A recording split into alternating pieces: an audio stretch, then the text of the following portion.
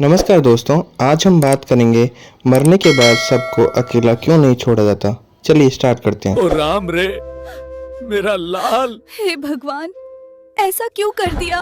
बाबा, बाबा, हे भगवान, ये क्या हो रहा है? क्या आपने कभी सोचा है कि लोग शव को अकेला क्यों नहीं छोड़ते? क्या सचमुच प्राण निकल जाने के बाद भी शरीर में कोई रहस्य छिपा रहता है? अगर शव को एक पल भी अकेला छोड़ दिया जाए तो क्या हो सकता है? आज हम एक ऐसी कथा सुनने वाले हैं जो आपके रोंगटे खड़े कर देगी और बताएगी कि यह परंपरा अंधविश्वास नहीं बल्कि गहरा सत्य है। एक बार की बात है, द्वारका की संध्या बड़ी मोहक थी। समुद्र की लहरें किनारे से टकरा रही थीं और महल के आंगन में शांति का वातावरण था। परंतु गरुड़ जी के मन में शांति नहीं थी। उनके माथे पर चिंता की गहरी लकीरें थीं और आंखों में बेचैनी साफ झलक रही थी। उनके कदम धीमे धीमे चलते हुए श्री कृष्ण के पास पहुंचे। कृष्ण जी कमलासन पर विराजमान थे। उनके चेहरे पर वही दिव्य मुस्कान थी जो हर व्याकुलता को मिटा देती थी। परंतु आज गरुड़ जी को देख उनकी आंखों में प्रश्न कौंधा। कृष्ण जी बोले, गरुड़, आज तुम्हारे पंख स्थिर हैं और मुख पर चिंता की छाया है। ऐसा क्या हुआ? तुम तो सदा निडर और प्रसन्न रहते हो, आज इतना व्याकुल क्यों दिख रहे हो? गरुड़ जी बोले, प्रभु, यह सच है कि मैं निडर हूं, परंतु एक प्रश्न मेरे भीतर तूफान की तरह उठ रहा है। मैंने कई बार इस विचार को मन से निकालना चाहा, पर यह हर बार लौट आता है। कृष्ण जी बोले, गरुड़, तुम्हारे प्रश्न मेरे लिए कोई बोझ नहीं है, वे तो सत्य के द्वार खोलने का साधन है। बताओ, क्या जानना चाहते हो? गरुड़ जी बोले, प्रभु, जब कोई मनुष्य मर जाता है तो लोग कहते हैं कि उसके शव को कभी अकेला नहीं छोड़ना चाहिए। मैं समझ नहीं पाता क्यों। जब प्राण निकल जाते हैं तो वह देह केवल मिट्टी का पुतला रह जाती है। फिर उस निर्जीव शरीर से भय किस बात का है? लोग उसे अकेला क्यों नहीं छोड़ते? कृष्ण जी की मुस्कान एक क्षण में गंभीरता में बदल गई। उनकी आंखें सागर की तरह गहरी और शांत हो गईं। वे कुछ पल मौन रहे, मानो भीतर किसी गूढ़ रहस्य को टटोल रहे हों। फिर धीरे धीरे बोले। कृष्ण जी बोले, गरुड़, तुम्हारा प्रश्न साधारण नहीं है। यह मृत्यु के उस रहस्य को छूता है जिसे बहुत कम लोग समझते हैं। प्राण निकलने के बाद भी देह पूरी तरह रिक्त नहीं हो जाती। वह एक ऐसा द्वार बन जाती है जिससे न केवल आत्मा की यात्रा होती है बल्कि अदृश्य शक्तियां भी आकर्षित होती हैं। गरुड़ जी की आंखें विस्मय से फैल गईं। वे श्री कृष्ण के ओर निकट खिसक आए। गरुड़ जी बोले, प्रभु, क्या आप कह रहे हैं कि शव मात्र शरीर नहीं रह जाता, उसमें कोई अदृश्य शक्ति सक्रिय रहती है? कृष्ण जी बोले, हां गरुड़, मृत्यु के बाद कुछ समय तक आत्मा देह के समीप बनी रहती है। उस समय उसका बंधन बहुत नाजुक होता है। यही कारण है कि शास्त्र कहते हैं शव को अकेला न छोड़ा जाए, क्योंकि उस समय एक अदृश्य आकर्षण उत्पन्न होता है और वही आकर्षण ऐसी शक्तियों को बुला सकता है जो जीवितों के लिए विनाशकारी हैं। कृष्ण जी की यह बात सुनकर गरुड़ जी का मन और अधिक व्याकुल हो उठा। वे सोच में पड़ गए, आखिर ऐसा क्यों होता है? कौन सी शक्तियां उस देह को अपनी ओर खींचती हैं? कृष्ण जी बोले, गरुड़, यदि तुम यह जानना चाहते हो तो मैं तुम्हें एक कथा सुनाऊंगा। एक ऐसी कथा जो इस रहस्य को उजागर करेगी लेकिन साथ ही तुम्हें हिला भी देगी। कृष्ण जी की आंखों में चमक और गंभीरता का संगम था। गरुड़ जी ने श्रद्धा से सिर झुका दिया। गरुड़ जी बोले, प्रभु, मैं तैयार हूं, कृपा कर मुझे वह कथा सुनाइए। कृष्ण जी हल्के से मुस्कुराए, पर उनकी मुस्कान के पीछे एक गूढ़ रहस्य छिपा था। कृष्ण जी बोले, तो सुनो गरुड़, क्यों शव को अकेला नहीं छोड़ा जाता है? और इसके साथ ही वातावरण में एक अजीब सन्नाटा फैल गया, मानो प्रकृति भी उस रहस्य को सुनने के लिए थम गई हो। आगे कृष्ण जी बोले, गरुड़, एक समय की बात है, गंगा के किनारे एक नगर बसा था। यह नगर धन धान्य से संपन्न था। लोग धार्मिक भी थे, परंतु धीरे धीरे उनमें दिखावा और लालच घर करने लगा था। धर्म का बाहरी प्रदर्शन था, लेकिन भीतर से मनुष्य अपने कर्मों से दूर होते जा रहे थे। गरुड़ जी ध्यान से सुन रहे थे। कृष्ण जी ने आगे कहना शुरू किया। कृष्ण जी बोले, उसी नगर में एक धनी व्यापारी रहता था। वह धन का अत्यंत लोभी था। उसने जीवन भर सिर्फ सोना, चांदी और जमीनें इकट्ठा की, परंतु धर्म कर्म की ओर उसने कभी ध्यान नहीं दिया। मृत्यु अटल है और एक दिन अचानक बीमारी ने उसे घेर लिया। चिकित्सक आए, मंत्रोच्चार हुआ, लेकिन उसका प्राण धीरे धीरे शरीर को छोड़ने लगा। नगर में हलचल मच गई। व्यापारी बड़ा प्रतिष्ठित था। जब उसका देहांत हुआ तो पूरा नगर शोक में डूब गया। उसके घर के बाहर लोगों की भीड़ उमड़ पड़ी। स्त्रियां रोने लगीं, पुरुष शोक में सिर झुकाए खड़े रहे। सब ये सोच रहे थे कि इतने धनी व्यक्ति का अंत ऐसा होगा, किसी ने सोचा भी न था। कृष्ण जी बोले, व्यापारी के परिवार ने अंतिम संस्कार की तैयारी शुरू की। श्मशान तक ले जाने की व्यवस्था हो रही थी, परंतु गरुड़, वहीं एक गलती हुई जो नगर के लिए अभिशाप बन गई। गरुड़ जी बोले, कैसी गलती प्रभु?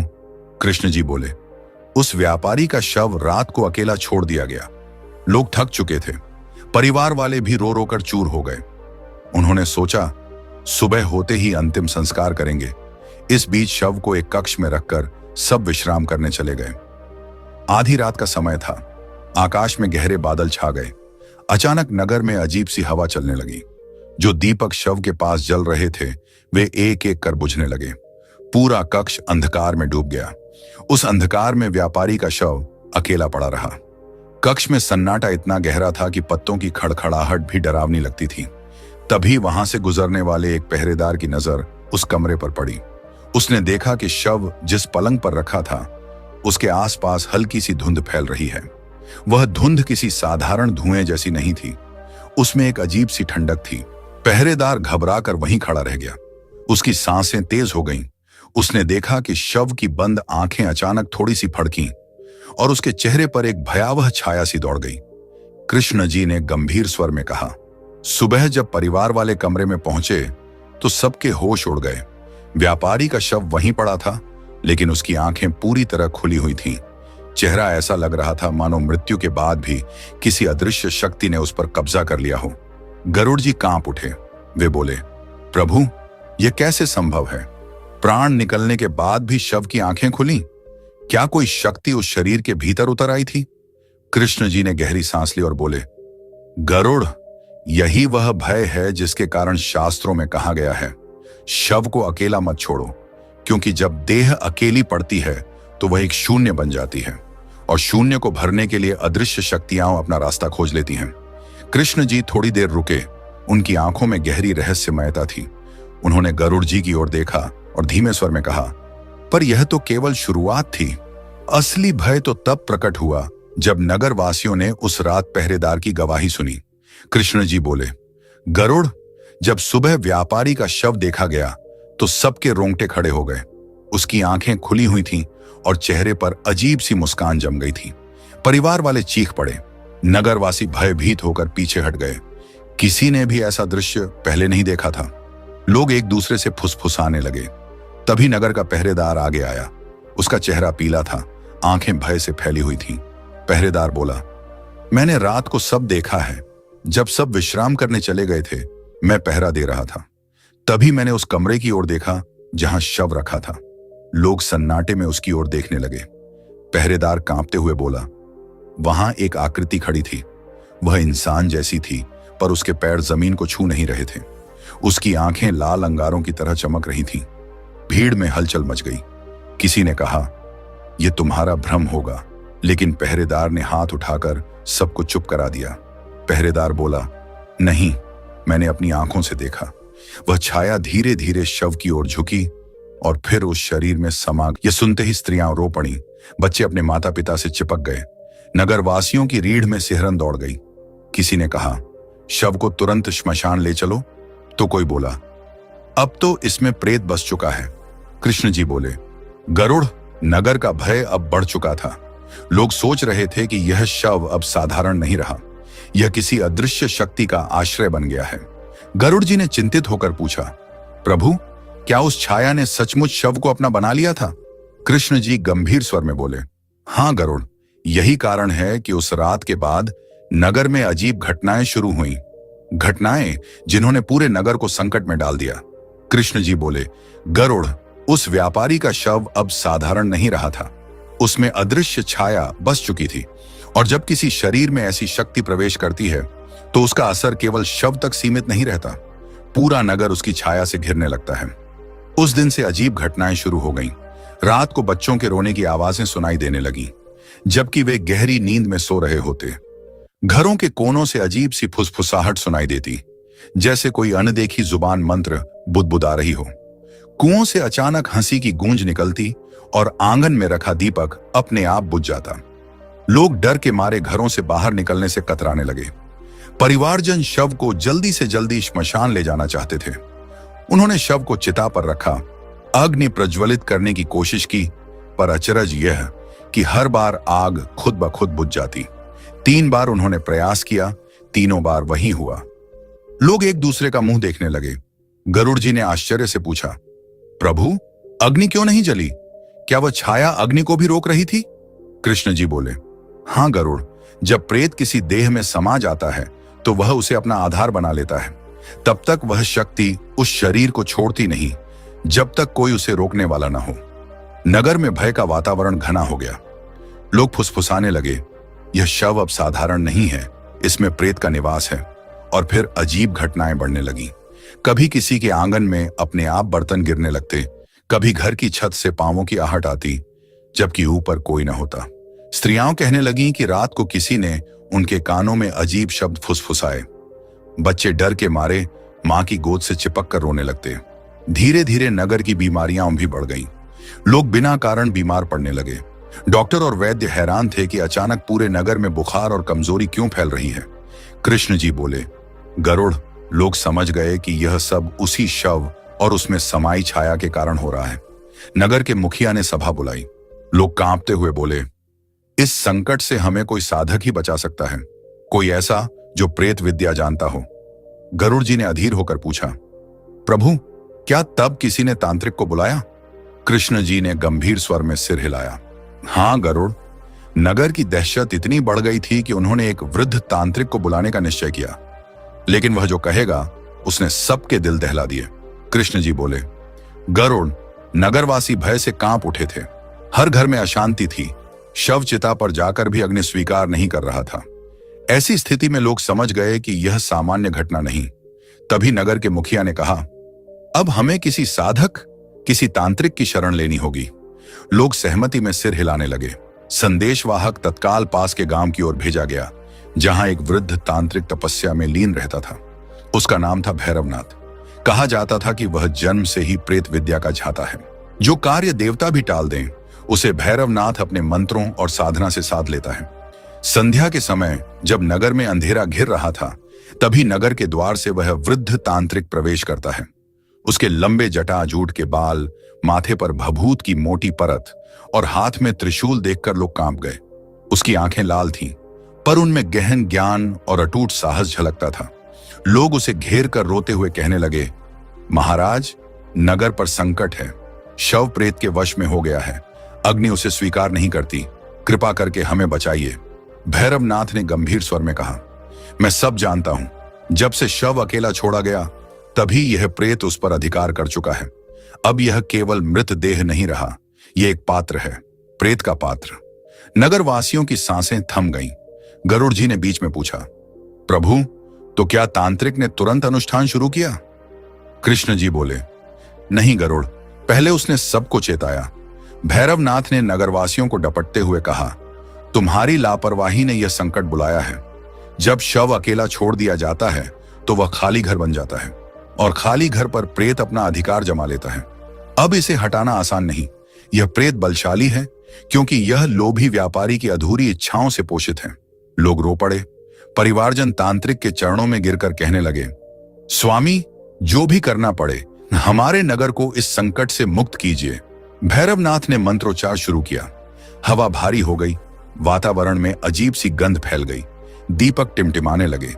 तांत्रिक ने शव के पास त्रिशूल गाढ़ा और ऊंची आवाज में प्रेतोद्धार मंत्र जपने लगा। और तभी वह हुआ जिसकी किसी ने कल्पना भी नहीं की थी। व्यापारी का शव, जो अब तक निश्चल पड़ा था, अचानक हल्का सा हिला। उसकी गर्दन एक ओर मुड़ गई और होंठों से कराह जैसी आवाज निकली। लोग चिल्लाकर पीछे हटे। स्त्रियां चीखने लगीं। भैरवनाथ ने आंखें बंद रखीं और मंत्रोच्चार और तेज कर दिया। लेकिन शव की आंखें एकदम चौड़ी हो गईं। उनमें चमक थी, ऐसी चमक जिसे देखकर लोग कांप उठे। कृष्ण जी ने गंभीर स्वर में कहा, गरुड़, उस क्षण नगर के लोग समझ गए कि यह केवल मृत व्यापारी का शव नहीं, बल्कि एक प्रेत का घर बन चुका है। और यह प्रेत इतनी आसानी से नहीं जाने वाला। कृष्ण जी बोले, गरुड़, जब शव ने हिलना शुरू किया और आंखों से चमक फूटने लगी तो नगरवासी भय से पागल हो उठे। सब तांत्रिक के पीछे भागकर छिप गए, लेकिन भैरवनाथ शांत रहा। उसकी आवाज गूंज रही थी, एयुएम क्षौ प्रेताय नमः, और उसके त्रिशूल से चिंगारियां सी उठ रही थीं। शव अचानक एक झटके से बैठ गया। उसकी गर्दन टेढ़ी होकर घूमी और होंठों से कराह निकलने लगी। मां, मेरा धन! लोग चीख कर पीछे हटे। स्त्रियां अपनी आंखें बंद कर रो पड़ी। बच्चे अपनी मांओं से चिपक गए। भैरवनाथ ने आवाज ऊंची की और शव से प्रश्न किया, कौन है तू? क्यों इस देह को छोड़ता नहीं? क्यों नगर को भय से ग्रस्त कर रहा है? तभी शव से भारी असामान्य आवाज गूंजी, मैं व्यापारी हूं, मैं यहां से नहीं जाऊंगा। मैंने जीवन भर धन कमाया, लेकिन उसे छोड़ने को तैयार नहीं। गरुड़ जी ने आश्चर्य से कहा, प्रभु, तो क्या मृत व्यापारी की आत्मा ही उस शव में बंधी थी? कृष्ण जी बोले, हां गरुड़, आत्मा जब जीवन में अधूरी इच्छाओं से बंधी रहती है तो मृत्यु के बाद भी मुक्त नहीं हो पाती। उस व्यापारी की आत्मा धन के लोभ से मुक्त न हो सकी, और जब शव अकेला पड़ा तो उसकी अधूरी इच्छा ने प्रेत को आकर्षित कर लिया। दोनों की शक्ति मिल गई, व्यापारी की तृष्णा और प्रेत की शक्ति। यही कारण था कि वह शव चिता पर अग्नि स्वीकार नहीं कर रहा था। भैरवनाथ ने नगरवासियों से कहा, यह आत्मा अब प्रेत में बदल चुकी है। जब तक इसकी अधूरी इच्छा पूर्ण नहीं होती या इसे धर्म के मार्ग पर नहीं मोड़ा जाता, यह किसी भी उपाय से शांत नहीं होगा। यह अपने परिवार को भी नहीं छोड़ेगा। नगरवासी घबराकर बोले, तो फिर इसका उपाय क्या है? हम इसे कैसे रोकें? भैरवनाथ ने गंभीर स्वर में कहा, उपाय कठिन है। आज रात किसी को इस शव के पास पहरा देना होगा। किसी साहसी को इसके सामने बैठकर प्रेत की परीक्षा सहनी होगी। अगर वह परीक्षा सह गया तो नगर बच जाएगा, और अगर हार गया तो यह प्रेत पूरे परिवार और नगर को निगल जाएगा। लोगों की आंखें भय से फैल गईं। कौन ऐसी भयानक रात शव के पास बिता सकता था? नगर में सन्नाटा छा गया। हर कोई एक दूसरे की ओर देखने लगा, पर कोई आगे आने को तैयार न हुआ। कृष्ण जी ने धीमे स्वर में कहा, गरुड़, यही वह क्षण था जब व्यापारी के परिवार को समझ आया कि संकट से मुक्ति केवल बलिदान से ही संभव है, और इस बलिदान के लिए कौन आगे आएगा? यह निर्णय नगर को हिला देने वाला था। कृष्ण जी बोले, गरुड़, जब तांत्रिक ने कहा कि शव के पास पूरी रात किसी को पहरा देना होगा तो पूरा नगर सहम गया। लोग एक दूसरे की ओर देखने लगे, परंतु किसी में साहस नहीं था। परिवार के लोग फूट फूट कर रोने लगे। व्यापारी की पत्नी बोली, हमारा क्या दोष है? हमने तो कभी किसी का बुरा नहीं किया। यह अभिशाप हमें क्यों झेलना पड़ रहा है? भैरवनाथ का स्वर कठोर था, इसका दोष तुम पर नहीं, तुम्हारे पति की अधूरी इच्छाओं पर है। परंतु यह संकट अब पूरे नगर पर है। अगर आज रात शव के पास कोई नहीं बैठा तो प्रेत और अधिक शक्तिशाली हो जाएगा, तब इसे रोकना असंभव होगा। गरुड़ जी ने ध्यान से सुना और कहा, प्रभु, फिर क्या हुआ? क्या नगर में कोई आगे आया? कृष्ण जी ने सिर झुकाया और बोले, गरुड़, उस क्षण व्यापारी का पुत्र आगे बढ़ा। उसका चेहरा डर से पीला था, पर आंखों में दृढ़ निश्चय था। उसने कांपती आवाज में कहा, यदि मेरे पिता की आत्मा को मुक्ति तभी मिलेगी जब शव के पास कोई रात भर जागेगा, तो मैं तैयार हूं। मैं अपने पिता को अकेला नहीं छोड़ूंगा। नगरवासियों ने उसकी ओर देखा। कोई रोने लगा, कोई उसे रोकने की कोशिश करने लगा। व्यापारी की पत्नी चीख पड़ी, नहीं बेटा, तुम मत जाओ। वह शव अब तुम्हारे पिता का नहीं रहा, वह प्रेत का घर बन चुका है। लेकिन पुत्र ने मां के आंसू पोंछते हुए कहा, मां, अगर मैंने साहस नहीं किया तो यह नगर और हमारा परिवार नष्ट हो जाएगा। पिता का अपमान भी यही होगा कि मैं डर कर पीछे हट जाऊं। भैरवनाथ ने उसकी पीठ थपथपाई और कहा, याद रखना, भय तुम्हें हर पल तोड़ेगा। प्रेत तुम्हारे मन को छलने की कोशिश करेगा, पर यदि तुम भगवान का नाम स्मरण कर स्थिर रहोगे तो तुम बच जाओगे। और नगर भी। रात आई। शव के पास एक दीपक जलाया गया। नगरवासी दूर से देख रहे थे, पर कोई पास जाने की हिम्मत नहीं कर सका। व्यापारी का पुत्र अकेला शव के पास बैठ गया। उसकी आंखों में डर साफ झलक रहा था, पर होंठों पर भगवान का नाम था। घड़ी घड़ी समय बीतता गया। आधी रात का समय आया। अचानक कमरे में ठंडी हवा का झोंका चला। दीपक बुरी तरह टिमटिमाने लगा, और फिर शव ने धीरे धीरे अपनी गर्दन उठाई। उसकी आंखें चमक रही थीं। होंठ हिले और गहरी डरावनी आवाज गूंजी, पुत्र। नगर की स्त्रियां बाहर खड़ी चीख पड़ी। नगरवासी भय से पीछे हट गए, पर व्यापारी का पुत्र वहीं बैठा कांपते हुए उस शव को देख रहा था। कृष्ण जी ने गंभीर स्वर में कहा, गरुड़, यही वह क्षण था जब पुत्र ने अपने पिता को पुकारते सुना। पर वह आवाज पिता की नहीं थी, वह आवाज प्रेत की थी, और यही आवाज तय करती कि नगर का भविष्य क्या होगा। कृष्ण जी बोले, गरुड़, आधी रात का वह क्षण इतना भयावह था कि पूरे नगर की सांसें थम गईं। व्यापारी का शव धीरे धीरे उठकर बैठ गया। उसकी आंखों में लाल चमक थी और होंठों से आवाज गूंजी, पुत्र, मेरे पास आओ। व्यापारी का पुत्र कांप रहा था। उसका शरीर पसीने से भीग गया, पर उसने साहस जुटाकर उत्तर दिया, पिता, यदि आप सच में मेरे पिता हैं तो कहिए, आपकी आत्मा को मुक्ति कैसे मिलेगी। तभी शव से विकृत हंसी गूंजी। आवाज इतनी भयानक थी कि दीपक बुझ गया। पूरा कमरा अंधकार में डूब गया। केवल शव की आंखों की लाल रोशनी चमक रही थी। आवाज बोली, मुझे धन चाहिए, मेरा सोना, मेरी गुप्त गुफा में रखा हुआ खजाना। जब तक वह नहीं मिलेगा मैं नहीं जाऊंगा। नगरवासी दंग रह गए। परिवार के लोग चीख पड़े। किसी ने कहा, देखा, यह व्यापारी की आत्मा नहीं, प्रेत है। यह केवल लोभ की भाषा बोल रहा है। भैरवनाथ ने जोर से मंत्रोच्चार किया। कमरे में एक दिव्य प्रकाश फैलने लगा। उस प्रकाश ने अंधकार को चीर दिया। शव की आंखें कुछ क्षण के लिए बंद हो गईं। कृष्ण जी बोले, गरुड़, उसी समय व्यापारी की आत्मा और प्रेत की शक्ति के बीच संघर्ष शुरू हुआ। आत्मा अपनी मुक्ति चाहती थी, पर लोभ ने उसे जकड़ रखा था, और जब भी कोई आत्मा लोभ में फंस जाती है, प्रेत उस पर अधिकार जमा लेता है। व्यापारी का पुत्र कांपती आवाज में बोला, पिता, आपके धन का क्या मूल्य है? वह धन ही आपको बंधन बना रहा है। छोड़ दीजिए इसे और प्रभु का नाम लीजिए। शव कुछ क्षण तक हिला। उसका मुंह खुला और चीख निकल गई, मानो दो शक्तियां भीतर लड़ रही हों, एक लोभ की और दूसरी आत्मा की। तभी आकाश से एक दिव्य आभा उतरी। वातावरण में गंधरस भर गया। घंटियों और शंख की ध्वनि सुनाई देने लगी। नगर के लोग चौंक कर आकाश की ओर देखने लगे। वहां एक तेजस्वी प्रकाश दिखाई दिया। कृष्ण जी बोले, गरुड़, वह क्षण केवल नगरवासियों के लिए नहीं, बल्कि पूरे नगर के इतिहास के लिए अद्वितीय था। उस दिव्य प्रकाश ने कमरे को आलोकित कर दिया। व्यापारी का पुत्र रोते हुए भगवान का नाम ले रहा था, और उस नाम के प्रभाव से प्रेत की शक्ति कमजोर पड़ने लगी। शव ने जोर से चीख मारी और फिर जमीन पर गिर पड़ा। उसकी आंखों की लाल चमक बुझ गई। दीपक अपने आप फिर से जल उठा। गरुड़ जी की सांसें थम गईं। गरुड़ जी बोले, प्रभु, तो क्या उस दिव्य आभा ने नगर को बचा लिया?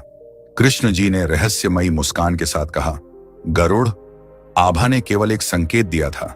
असली परीक्षा अभी भी बाकी थी, क्योंकि आत्मा का बंधन पूरी तरह टूटा नहीं था, और जब तक वह बंधन न टूटे, शांति संभव नहीं। कृष्ण जी बोले, गरुड़, दिव्य प्रकाश के उतरने से प्रेत की शक्ति क्षीण हो गई थी। शव निश्चल पड़ा था, पर नगरवासी अब भी भयभीत खड़े थे। व्यापारी का पुत्र आंसुओं से भीगा हुआ भगवान का नाम जप रहा था। इसी क्षण नगर को यह बताना आवश्यक हो गया कि शव को अकेला क्यों नहीं छोड़ा जाता। गरुड़ जी बोले, प्रभु, कौन सा सत्य? कृष्ण जी ने गंभीर स्वर में उत्तर दिया, जब किसी का प्राण निकलता है, तब उसका शरीर केवल मिट्टी नहीं होता। उस समय आत्मा और देह के बीच एक सूक्ष्म डोर बनी रहती है। यह डोर बहुत नाजुक होती है, परंतु पूरी तरह टूटी नहीं होती। उसी समय शव एक ऐसा द्वार बन जाता है जिसे देख अदृश्य शक्तियां आकर्षित होती हैं। गरुड़ जी की आंखें विस्मय से फैल गईं। गरुड़ जी बोले, तो शव के पास पहरा रखने का कारण यही है प्रभु? कृष्ण जी बोले, हाँ गरुड़, जब शव अकेला छोड़ दिया जाता है तो वह शून्य में बदल जाता है, और शून्य कभी खाली नहीं रहता। उस शून्य को भरने के लिए प्रेत, पिशाच और नकारात्मक शक्तियां दौड़ पड़ती हैं। वे शव को अपना आश्रय बना लेती हैं। यही कारण है कि शास्त्रों में कहा गया है, शव को अकेला मत छोड़ो। कृष्ण जी ने आगे कहा, गरुड़, आत्मा मृत्यु के बाद भी अपने आसपास भटकती है। वह तभी शांति पाती है जब आसपास भजन, मंत्र और धर्म का वातावरण हो। पर यदि शव अकेला पड़ा हो, अंधकार में हो, तो आत्मा असुरक्षित हो जाती है, और तभी प्रेत जैसी शक्तियां उसे अपने वश में ले लेती हैं।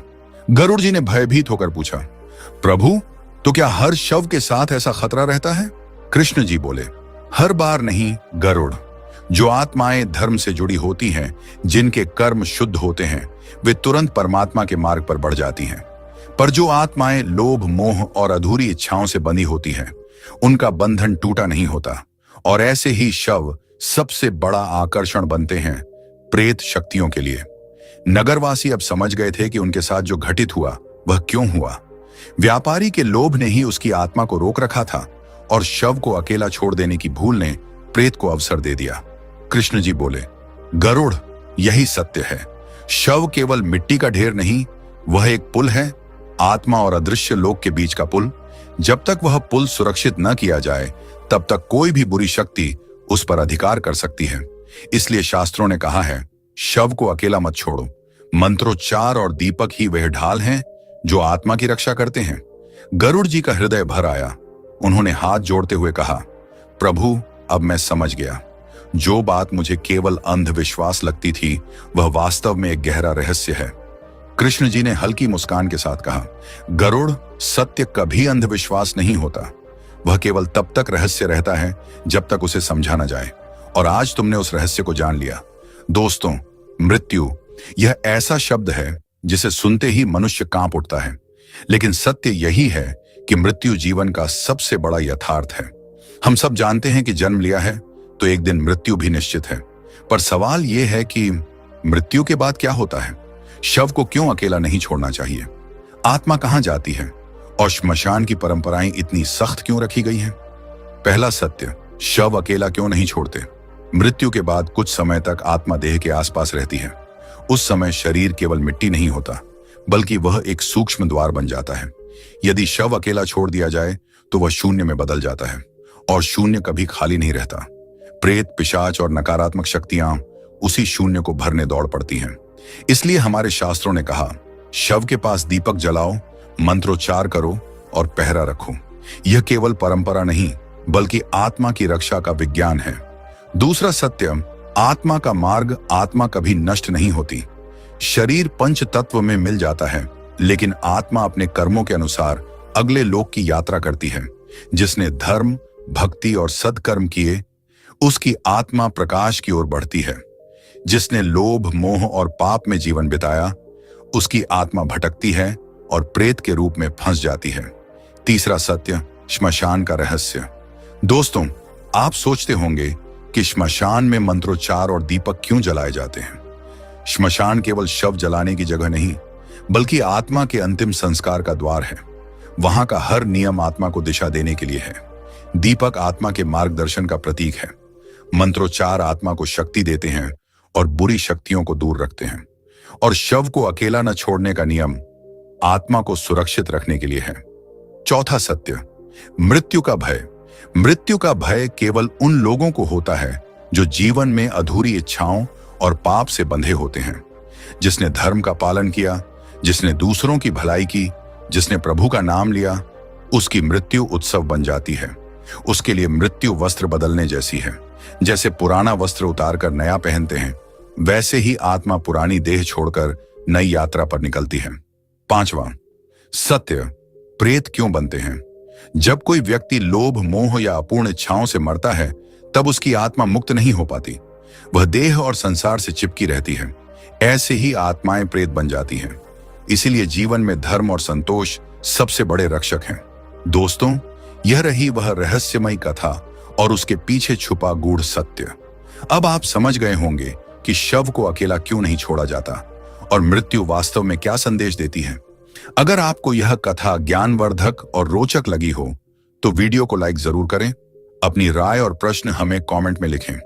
और अगर आप भी श्री कृष्ण से प्रेम करते हैं तो कमेंट बॉक्स में एक साथ लिखिए, जय श्री कृष्ण। ऐसे ही रहस्यमयी और गूढ़ ज्ञान से भरे वीडियो पाने के लिए हमारे चैनल को सब्सक्राइब करना मत भूलना। और हाँ, बेल आइकॉन दबाइए ताकि नया वीडियो आते ही सबसे पहले आप तक पहुंचे।